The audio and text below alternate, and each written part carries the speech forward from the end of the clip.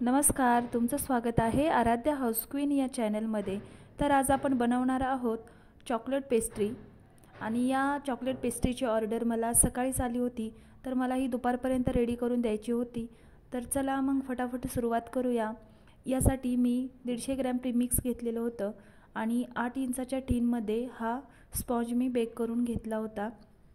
आणि मी तुम्हाला नेहमी सांगते, मी माझे स्पॉन्ज नेहमी कढाईमध्ये किंवा तव्यामध्येच बेक करून घेते, तर खूप छान असे स्पॉन्ज आपले रेडी होतात, तुम्ही पाहू शकता।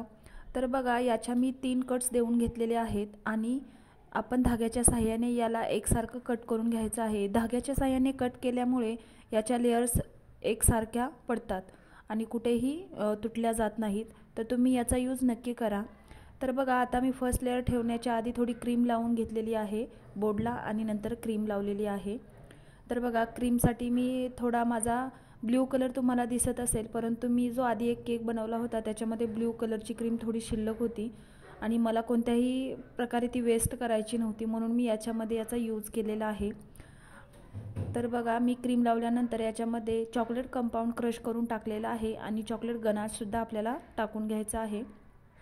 त्याच पद्धतीने सेकंड लेयर, थर्ड लेयरसुद्धा ठेवून घ्यायची आहे आणि यालासुद्धा व्यवस्थित असं सोकिंग करून मी घेतलेलं आहे आणि क्रीम लावून घ्यायची आहे।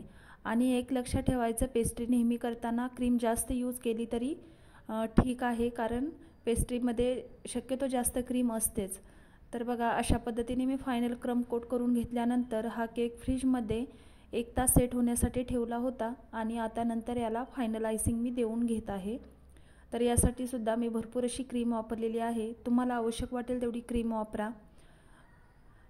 तर बघा, अशा पद्धतीने आपण स्क्रॅपरच्या मदतीने याला व्यवस्थित फिनिशिंग देऊन घेणार आहोत, जेणेकरून आपल्या केकला खूप छान असा लुक येईल। तर बघा, आता मी साईडच्या कडा व्यवस्थित क्लीन करून घेते आणि हा आपला केक फिनिशिंग देऊन रेडी झालेला आहे। तर बघा, आता मी याला अर्धा तास सेट होण्यासाठी फ्रीजमध्ये ठेवला होता आणि आता नंतरच आपल्याला याच्या अशा पद्धतीने कट करून घ्यायचे आहेत। आणि सुरीच्या सहाय्याने कट करताना नेहमी पहिली लेयर कट केल्यानंतर सुरी पूर्ण साफ करून घ्यायची आणि नंतर दुसरा कट द्यायचा, जेणेकरून आपल्या या कट्स व्यवस्थित पडतील। तर तुम्ही पाहू शकता, मी टोटल 8 कट देऊन घेतलेले आहेत आणि अशा पद्धतीने आपले 8 शेप तयार झालेले आहेत। आता याच्यामध्ये आपण डेकोरेशनसाठी काही चॉकलेट कंपाऊंड क्रश करून घेतलेलं होतं, ते याच्यावरती आपण व्यवस्थित असं चमच्याच्या सहाय्याने किंवा तुम्ही हाताने सुद्धा टाकू शकता। तर बघा, अशा पद्धतीने मी टाकून घेतलेलं आहे आणि नंतर साईडला सुद्धा आपण अशाच पद्धतीने टाकून घ्यायचं आहे।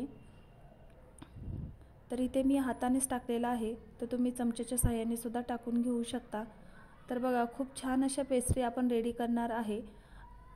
नंतर मी एका पायपिंग बॅगमध्ये क्रीम घेतलेली आहे आणि मोदक नोझलने अशा पद्धतीने याला छोटे छोटे डॉट्स देऊन घेणार आहे। तर खूप छान अशा पेस्ट्री आपल्या रेडी झालेल्या आहेत आणि ज्यांना मी या पेस्ट्री रेडी करून दिल्या होत्या त्यांनासुद्धा खूप आवडल्या आणि मी पर पीस फक्त आणि फक्त 35 रुपये ही पेस्ट्री दिलेली आहे। तर याचा फायनल लुक तुम्ही नक्की बघा। खूप छान अशा पेस्ट्री आपल्या रेडी झालेल्या आहेत। तर तुम्ही पाहू शकता, टोटल 8 पीस मी रेडी केलेले आहेत पेस्ट्रीचे आणि याला खर्च मला साधारणतः 130 रुपये आला होता। तर ठीक आहे, तरी पण मी 35 रुपयाला एक पेस्ट्री सेल केली होती। जास्त प्रॉफिट नाही झालं तरीसुद्धा चालेल, पण माझ्या केकची टेस्ट सगळ्यांना आवडली पाहिजे एवढीच माझी इच्छा असते। तर बघा, पेस्ट्री पॅक करून घेण्यासाठी मी अशा पद्धतीचं बॉक्स वापरलेला आहे, हे आपल्याला बाजारामध्ये सहज अवेलेबल होतात।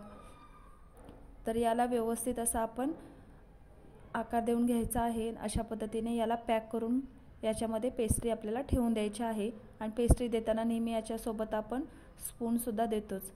तर बघा, अशा पद्धतीने याला मी सेट करून घेतलेला आहे आणि तुम्हाला साईडला जे दिसत आहे त्यासुद्धा मी पायनॅपल पेस्ट्री बनवल्या होत्या, त्याचा पण व्हिडिओ मी नेक्स्ट टाईमला शेअर नक्की करेल।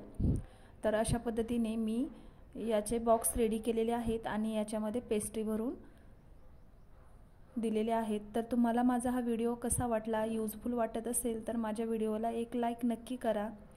तर बघा, मी तुम्हाला पेस्ट्री कट करून सुद्धा दाखवते।